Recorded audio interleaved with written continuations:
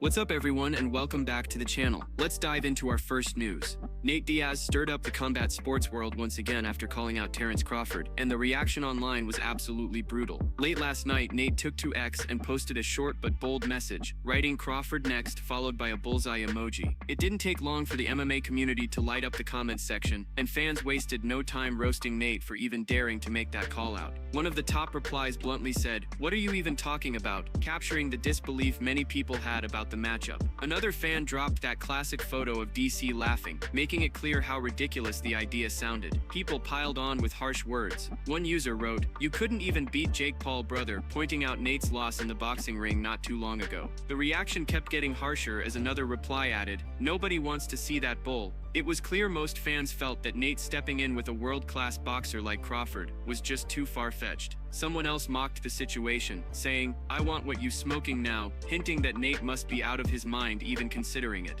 Another added, "Nate, are you mixing in your joints?" keeping up the stream of jokes aimed directly at him. The criticism didn't stop there. More comments came flooding in, tearing apart Nate's boxing skills and dismissing the matchup entirely. One of the harsher takes went, "Dog, your boxing is like grade 7 high school boxing after a keg party," and it summed up the mood perfectly. Fans weren't just skeptical, they were flat out rejecting the idea. For many, this call-out only highlighted the gap between Nate's current standing and Crawford's elite level in boxing. Nate, of course, has always had a reputation for saying what he wants and going after the biggest names, whether in MMA or boxing, but this one seems to have hit a nerve with fans. The reactions show that people simply aren't buying it, and the overwhelming sentiment is that Nate doesn't belong anywhere near a fighter like Crawford. Despite the backlash, Nate's name is once again in the headlines, sparking debate across both boxing and MMA circles, and whether he actually pursues the fight or not. His call-out definitely got everyone talking. Before moving to the next news, we have one quick request for you.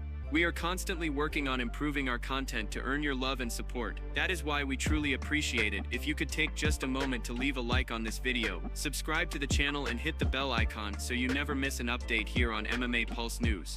Moving on to another news, Aljamain Sterling has made it clear that he feels more confident than ever about his chances against Diego Lopes, even while giving the rising contender his due respect. Sterling explained that he sees himself in what he called a four-headed race toward the featherweight title, with names like Movsar Evloev, Lerone Murphy and Diego all right there in the mix. He acknowledged Diego's impressive TKO victory over Jean Silva, praising his toughness and durability, but at the same time Sterling is adamant that he has the tools and fight IQ to beat him if they ever meet in the cage.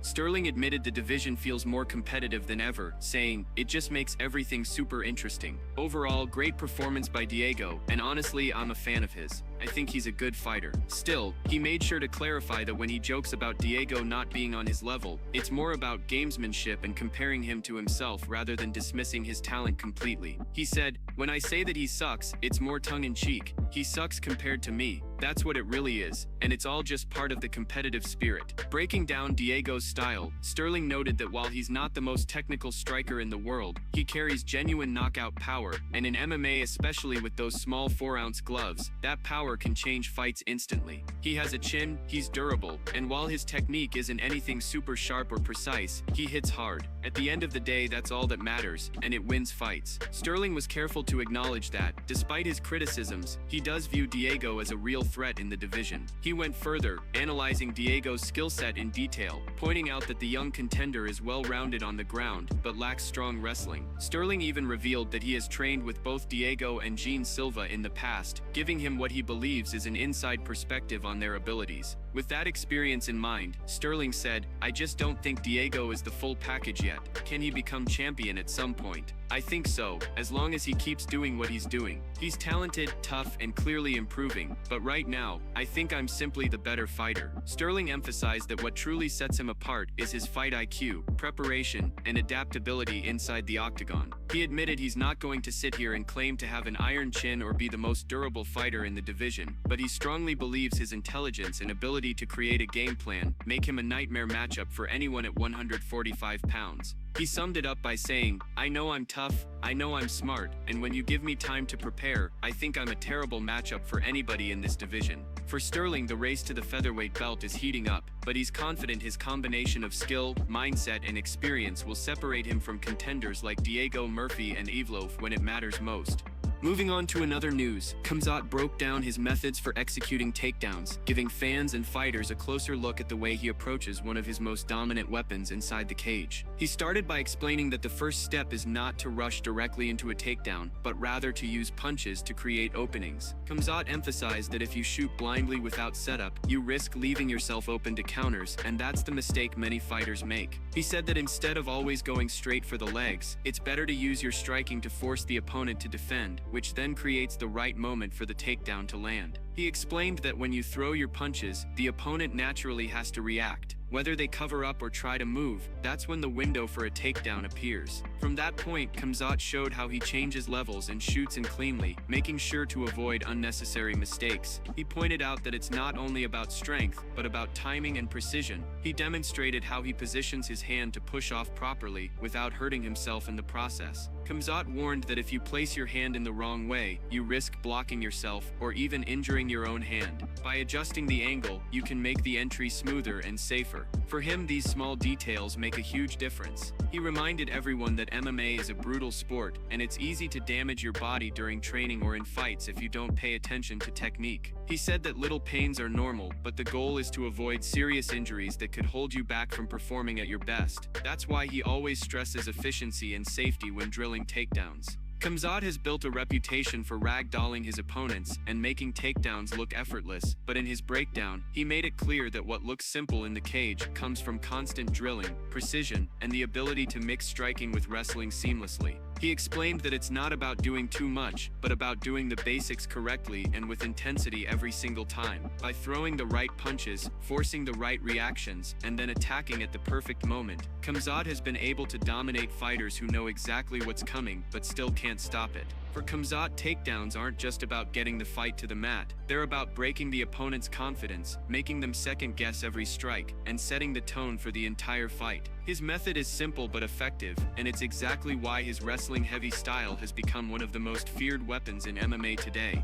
Moving on to another news, it looks like Justin Gaethje and Michael Chandler have finally squashed their long-standing beef. The two warriors shared the octagon back in 2021 in what turned out to be an absolute war, with Gaethje walking away victorious by unanimous decision. That fight was one of the most brutal three-round battles in UFC history, and while the respect was there inside the cage, things didn't exactly stay friendly once the fight was over. In the years that followed, Gaethje often took shots at Chandler during interviews, going as far as to label him a serial cheater, a comment that stirred plenty of drama between the two. Despite their heated past, things appear to have taken a positive turn. Yesterday, Gaethje surprised fans by posting a photo of himself and Chandler out golfing together. The picture alone was enough to spark conversation, but it didn't stop there. Press Golf Unlimited also shared their own snapshot to Instagram, capturing Gaethje and Chandler side by side, both smiling and laughing as they looked down at their phones. The relaxed and genuine vibe in the photo sent a clear message: whatever bad blood was left between them seems to be in the rearview mirror. This reconciliation is especially notable considering how intense their rivalry once was. Gaethje, known for his no-nonsense attitude, rarely backs down from criticism, and his harsh words toward Chandler kept the tension alive for years. Chandler, on the other hand, never shied away from clapping back, which only fueled speculation that the two might meet again in the cage for a rematch down the line. But with these new images, fans are now seeing a different side to their relationship,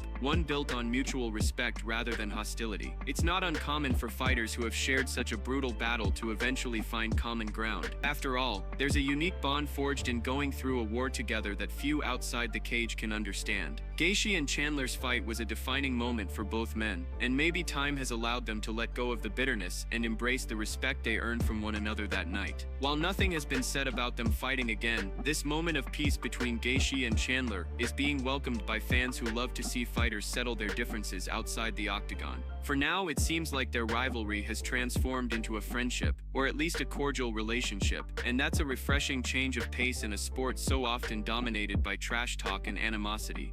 Moving on to another news, Kamaru Usman recently gave his thoughts on members of the Fighting Nerds team, who have each suffered their first UFC defeats in recent months. Fighters like Sean Silva, Boralho, Mauricio Ruffi, and Carlos Prates all tasted defeat for the first time inside the octagon, and Usman believes these losses highlight a key area where the team could improve. He pointed out that while the Fighting Nerds are a talented and dangerous camp, the lack of strong wrestling presence in their training might be holding them back as the level of competition gets tougher. Usman explained claim that once fighters climb into the top 10, top 5, or even top 3, the skill set of their opponents becomes much more well-rounded. At that level, he said, if you are not as complete a fighter, you run the risk of getting exposed. He broke down how each fighter's loss reflected that same point. With Boralho, Usman felt wrestling could have changed the outcome. He said if Boralho had leaned on takedowns and utilized strong grappling, he could have shifted the fight in his favor and perhaps run away with the win.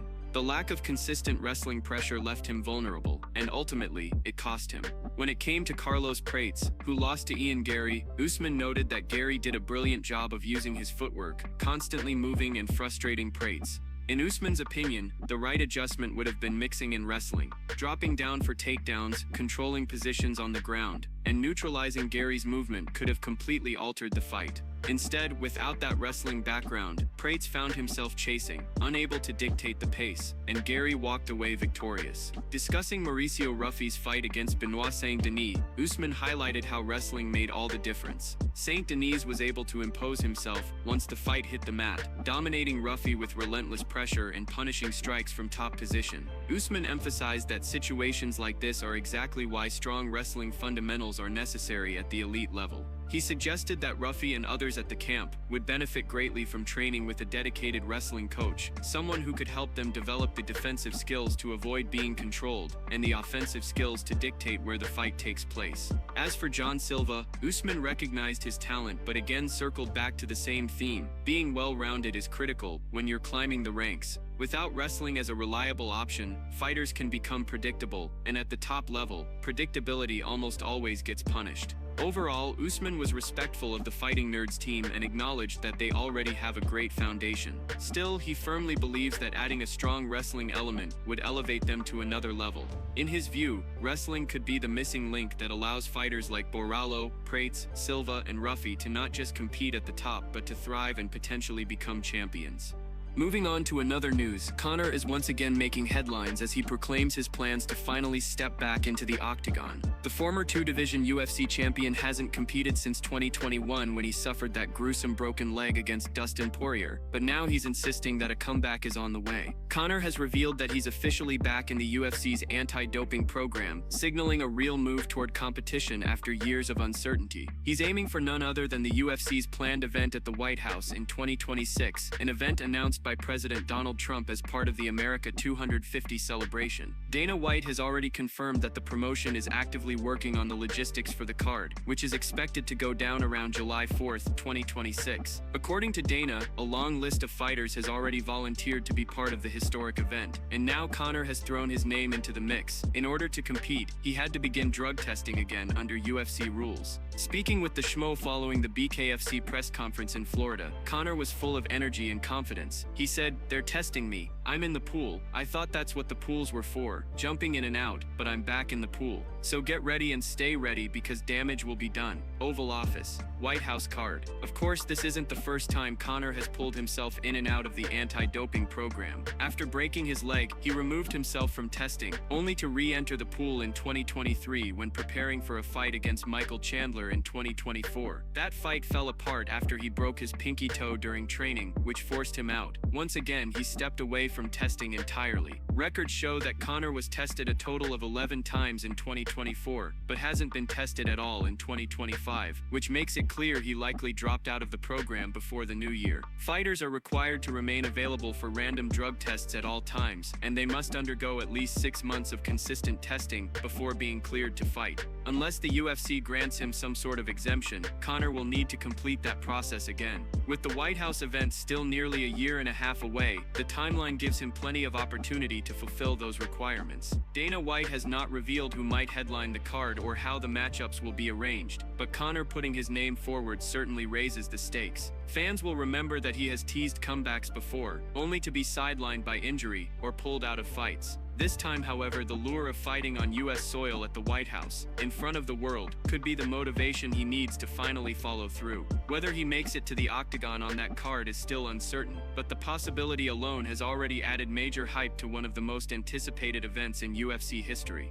Moving on to another news, Robert Whittaker and Daniel Cormier had strong words for Kelvin Gastelum after his recent fight against Dustin Stoltzfus. Kelvin came into the bout 5 pounds over the middleweight limit, yet still managed to pick up a unanimous decision win. For Whittaker, missing weight on short notice was no excuse. He explained that while Kelvin only had 4 weeks to prepare, he still knew the circumstances the moment he accepted the fight. Rob said he felt bad for Dustin, who had no choice but to fight an opponent coming in heavier. In his view, 4 weeks may be tough, but if a fighter knows it is impossible to make weight, then that should be communicated to the UFC in advance instead of showing up heavy on fight week. Whittaker pointed out that statistics often favor fighters who miss weight. More often than not, the one who comes in heavy ends up winning, and he felt that was exactly what happened here. Rob admitted that cutting weight on short notice can be brutal, but that's why fighters have divisions. There are weight classes for a reason, and when someone repeatedly fails to make weight, it undermines the entire structure of the sport. He made it clear that Kelvin didn't have to take the fight under those circumstances. By choosing to, he accepted the responsibility, and missing by 5 pounds was unacceptable in his eyes. Daniel Cormier echoed similar frustrations. On his YouTube channel, DC said he nearly refused to interview Kelvin after the fight because of how badly he missed weight. Cormier was respectful of Kelvin's career, acknowledging the impressive moments he has had inside the octagon, but insisted that missing weight on multiple occasions makes it difficult to fairly evaluate his performances. He explained that this was not the first time. He remembered when Kelvin missed weight in Saudi Arabia against Daniel Rodriguez, then went on to snap Rodriguez's winning streak.